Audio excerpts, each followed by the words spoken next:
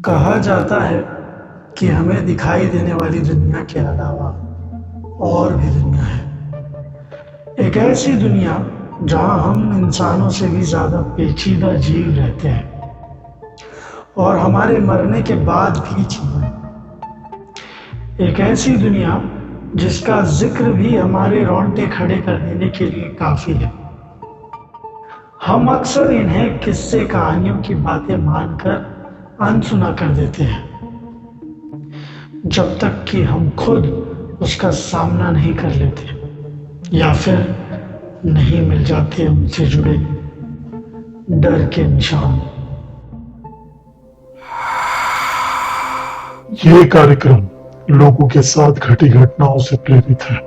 जिनके साथ ये घटनाएं घटी उसकी वास्तविकता उन्हीं तक सीमित है। शो सटीक या सत्य होने का दावा नहीं करता है। इस शो का उद्देश्य किसी भी व्यक्ति, संस्था, वर्ग या समुदाय के किसी भी धर्म, धार्मिक भावनाओं, विश्वास या भावनाओं को अपमानित करने, बदनाम करने या उन्हें चोट पहुंचाने का नहीं है। और ये शो किसी भी अंधविश्वास, काले जादू और या जादू टोने का प्रोत्साहन या प्रचार नहीं करता। मेरा नाम है प्रथमेश नाइक। ये तब की बात है जब मैं 19 साल का था।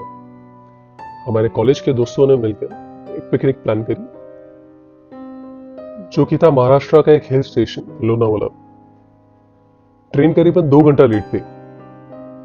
अब जैसे ही लोनावाला स्टेशन पहुंचे, वहां की ठंडी हवा, वहां का माहौल, जैसे ही हम उतरे हमारी थकान सारी गायब हो गई। आजू बाजू में कोई भी बड़ी बिल्डिंग नहीं थी, तो हमें सनसेट दिख रहा था वहां से। हमारा प्लान क्लियर था, हमारा विला बुक था, हमारा ड्राइवर वेट कर रहा था। तो हमने ड्राइवर को फोन किया और उसे कहा कि चलिए हमें विला ले चलिए। तो ड्राइवर कहने लगा, नहीं नहीं सर, अभी तो लेट हो गया है, अब अंधेरा हो जाएगा, अब जाना ठीक नहीं, आप यहीं रुक जाइए स्टेशन के आजू बाजू कहीं, कल सुबह चले जाइएगा। हमने कहा, अंधेरा? कहा, अभी तो कोई अंधेरा नहीं, तो सनसेट हो रहा है। तो उसने कहा, नहीं, ये पहुंचते पहुंचते अंधेरा हो जाएगा और रात को ये रास्ता ठीक नहीं। हमने उसे जैसे तैसे मना लिया। ठीक है, सच बात थी, हमने उसे डबल पैसे देके मना लिया, क्योंकि वो मानने को राजी नहीं था कि ये टाइम पे हमें वो वहां ले जाए। जैसे जैसे हम आगे बढ़ने लगे वैसे वैसे हमारा सिग्नल वीक होते गया। धीरे धीरे लाइट कम होने लगी, अंधेरा बढ़ने लगा, ठंडी हवाएं चलने लगी। हमने खिड़की बंद कर ली। हम चुपचाप गाड़ी के बाहर सन्नाटे को देखते रहे। रास्ता वैसे तो 1.5 से 2 घंटे का था, हमें ड्राइव करते करते 3 घंटे हो गए थे। सिर्फ गाड़ी की लाइट्स और सामने का रास्ता। अगर लॉन्ग रूट से भी जाते तो भी 2 घंटे में तो पहुंच जाना चाहिए था। बट फिर भी अब तक हमारी मंजिल, वो रोज विला अब तक आया नहीं।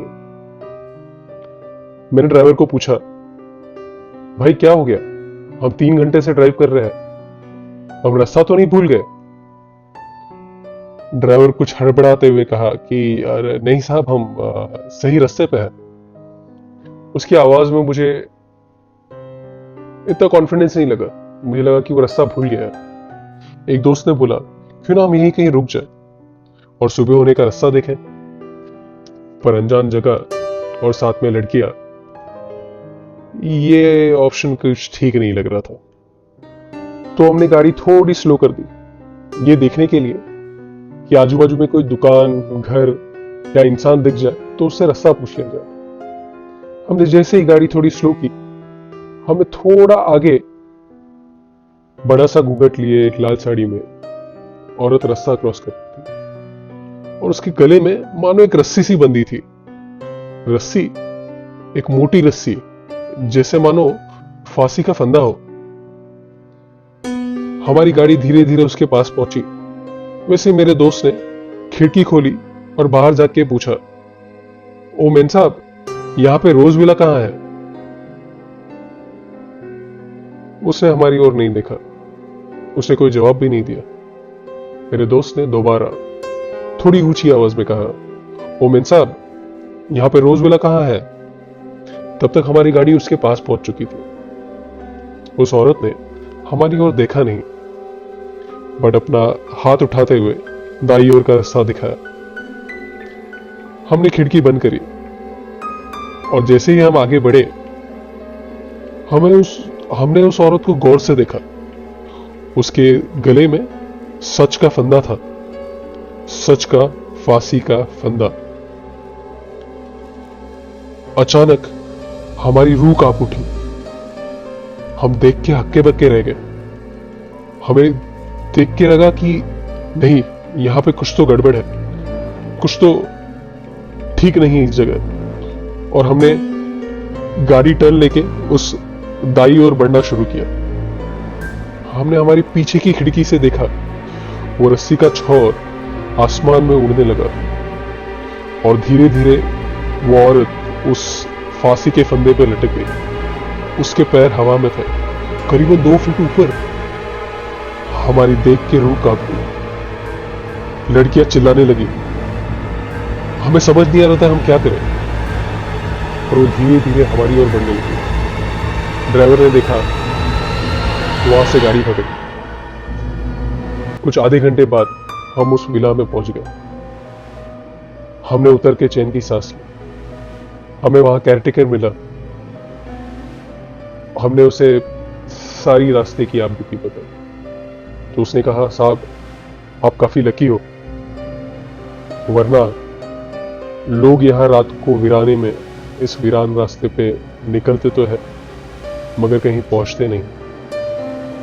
हमने जैसे तैसे वहां रात गुजारी और सुबह होते ही ट्रिप कैंसिल करके हम वापस आ गए। ये थी कहानी प्रथमेश नाइक की। अगर आपके पास भी ऐसी कहानियां हैं तो हमें डिस्क्रिप्शन में दिए गए ईमेल आईडी पे भेजिए और अगली कहानी मिस ना करने के लिए सब्सक्राइब करें।